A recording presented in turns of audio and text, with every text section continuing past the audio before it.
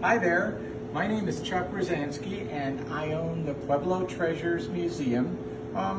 It's my collection, but at the same time, since I have 11,000 pieces, it's actually, in terms of an accumulation of Pueblo pottery, the largest collection that I know of in the world, and it's larger than almost every public institution that I know of. So the Pueblo Treasures Museum reflects my tastes, and I'm going to walk you through that today because we're going to be looking at Cochiti and Acoma, and both of those Pueblos really give me a chance to show you the hows and whys of what I do. But I'm going to let my friend Doug get away now. I'm going to take over the camera from him, and I'm just going to start showing you some of the cool Cochiti potteries that I got. Starting up there in the corner and kind of going from there.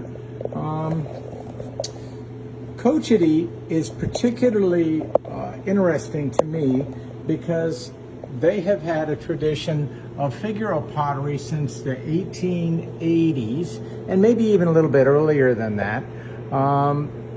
There were curio dealers, Jake Gold being the foremost among them, who really turned Cochiti effigy pottery into a national art form where people were buying it as reflective of Native American ceramics. And to some extent, they were correct, although by the time that you get to the 1880s, 1890s, a lot was being done specifically for the tourist trade. So Native peoples were not living in a vacuum. So they would do things like go to traveling carnivals and circuses when they came to Santa Fe. And someone made a figure, a Cochiti figure, which was based on this gentleman, Mr. Eli Bowen, who was traveling around with circuses. He had the misfortune of being born without any legs, and so that's believed to be the inspiration for this little guy. There were, or as far as I know, about 40 large human figures from Cochiti that are extant from prior to 1900, 1890. A really dear friend of mine, Bob Gallegos from Albuquerque, at one time had owned the vast majority of them, and then he sold those and he started moving into another area of collecting, and I was blessed enough to be able to get that from Bob Gallegos. But when you start looking at the Cochiti figures, they have a charm that I just love. I mean, this rabbit is like too cool, and you have your bird pots, but then you have your really kind of unusual figures like this one here. I love Ferdinand the Bull back here in the corner. What a great figure. And even some of the little ones. That little bird right there is the bomb. And they're doing these figures today, to this day, and young people are doing them at Cochiti and their elders, but I tend to like the ones that are done by the young people a lot. Dominic Ortiz is now, I think, pushing 30, but I was buying these from him back in the day when he was a lot younger. He was a teenager when I was buying things from him. Down here at the bottom, we have bowls by Diego Romero, including Diego's very infamous giant penis bowl, which is actually based on a prehistoric pot, a Mimbres what would be proto-Puebloan pot. But Diego's big bowls like this are, you basically have to order one and then wait a few years in order to get them. He's so popular. He's the only living artist that I know of, ceramic artist, that has 2 pieces in the British Museum, as well as the Smithsonian, the Heard, and any other museum that's worth its salt. But note that I have a few jars and some nice bowls. That kiva, the big kiva bowl with the kiva steps, that's the kind of thing that I like, is when they have embellishments. The only way that I really like the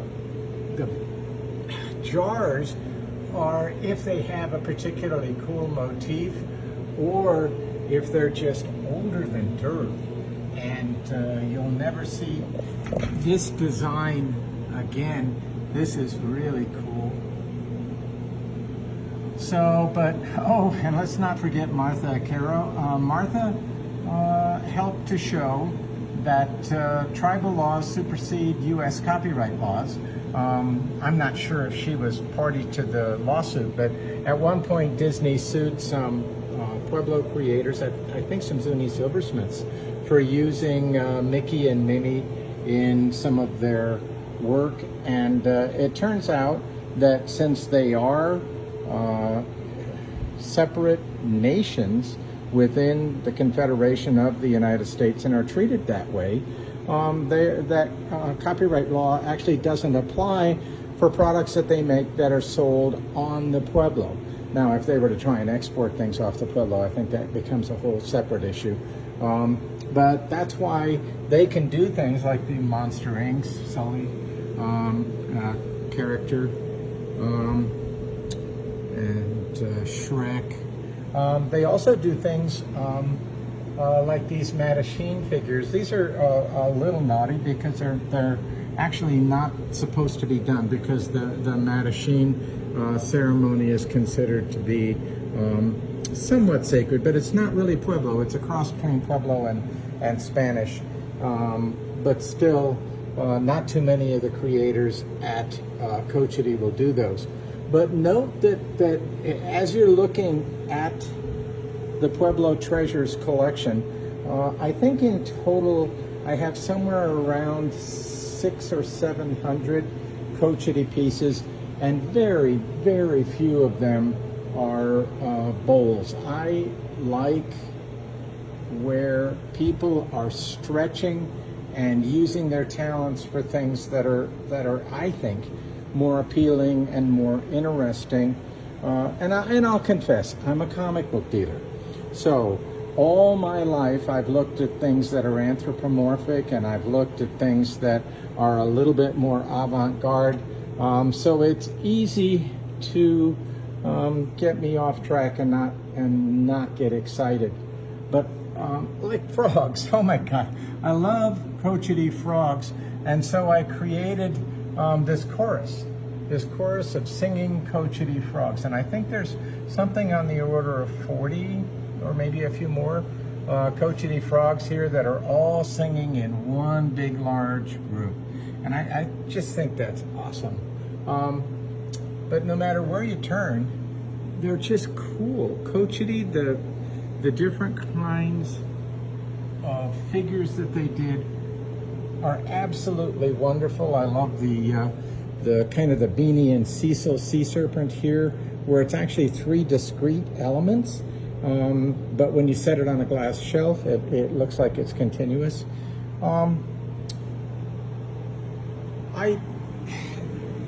I have a little bit of a bias against a lot of museums because of the fact that they go for what I call plinth pots. Plinth being sort of like this right here, this little jar that's sitting on top of the little table, and then you put a spotlight on it, and you know, they'll do that with things like really large Margaret Tafoya jars from Santa Clara, or really large Nampeos or something like that. So they're looking for the biggest names, and they're looking for what they think will impress people. And American culture being what it is, most Americans are size queens, and so they want to see what they consider to be the biggest and the best. At the Pueblo Treasures Museum, when you come here, I expect you to have an appreciation for material that's actually really rare.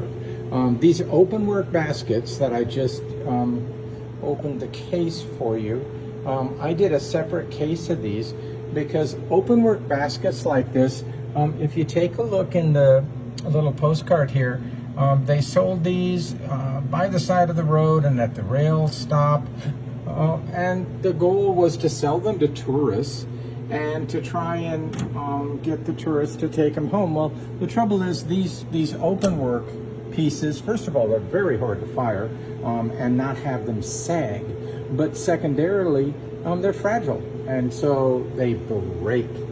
And so these Acoma potters that were making these open work pieces, they were creating instant scarcity. Now, this one cabinet has something on the order of 15 big open work pieces and then some smaller ones. That is more than you'll find, I believe, in all the museums in America put together.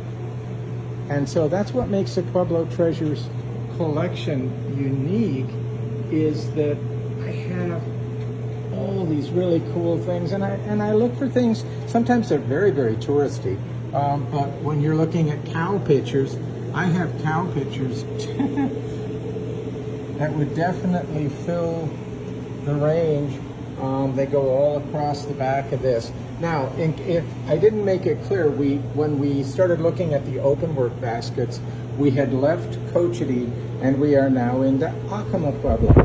And Acoma is on I-40 as you're heading west towards Gallup out of Albuquerque. And there are just some of the most beautiful pieces. And again, it's a creativity, but it's different than Cochiti. That's the thing that I love about the Pueblos, is that each Pueblo creates the coolest stuff, but so many people are hung up on jars, jars, jars, jars, more jars. I like jars, okay? Jars have their place in this world, and you know, when I can come across a really great redware one like this, that's, I believe this is if this were at Zia, it would be called a pumpkin slip. I'm not sure what it would be called, given that it's an Acoma, but that's a great 10-inch jar there, and it's cool, and I like it. But when I look at art, this piece in particular is one that just blows me away, because this is a shepherd singing to the soul of his sheep that he has just had butchered and thanking them for giving their lives so that his family could eat. And I just think that that's the kind of work that just sets really great art apart from material that's just created, I don't know, almost rote. Because, you know, what happens in any business, and you see it, I mean, we're talking about comics or anything else, people find something that works and they start doing it over and over and over again. And I can give you a classic example of that, because I have a dear friend, Martha Caro, and she's over 80 right now. But one of the characters that she's produced over and over again is this really awesome Cheshire cat. And I have these cats here for two reasons. One, to show that when people have something that works, I mean, sometimes they'll just keep doing it, but they're each different, and that's what makes it really fun. The smiles are a little bit different, the eyes are a little bit different, the ears are a little bit different. So, and Martha also does the storyteller bears. She did a couple of the frogs that are in the other case over here. She does these storyteller frogs.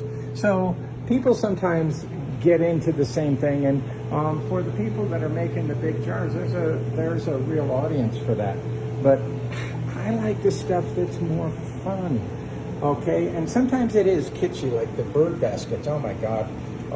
If you wanted to accumulate a set of 20 bird baskets, you could go on eBay and probably get them within a year. It's not hard. They're out there. They made tons of them. But this great effigy canteen here, no, you're not gonna find those around. And this storyteller, which I believe actually represents a wake or a funeral. Yeah, no, that's not the kind of thing you're going to find everywhere. This funny little, very round person with the jar on their head.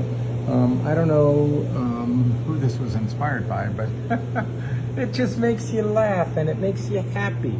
And to me, that's what art is supposed to do. It's supposed to be a connection between you and a person. So when Angelina Medina made this incredible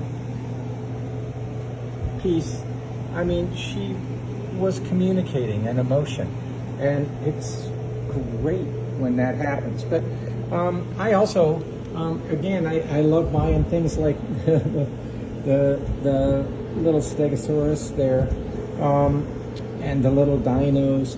Those are by kids, but then you get into Marvis Aragon. Oh, his little Mimbres pieces are amazing. You start looking at things like this wonderful picture. Pueblo art is more than jars, more than bowls, more than Maria Martinez, more than Margaret Tafoya.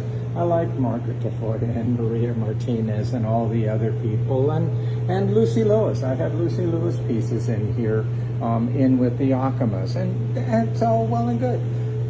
But if I have a bowl, I want it to be a big wonky bowl that looks cool. Now this one, this bowl on the other side has some pretty significant, it's been damaged, water damage. This big jar that I have right here was glued back together again.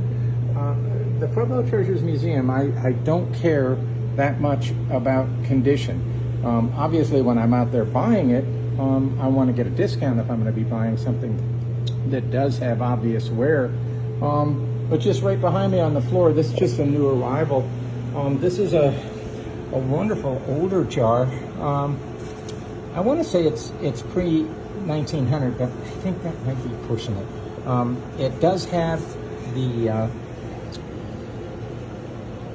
inverted bottom. I'm guessing it might be more like 1920, 1930. But anyway, it's got a big old chunk out of here.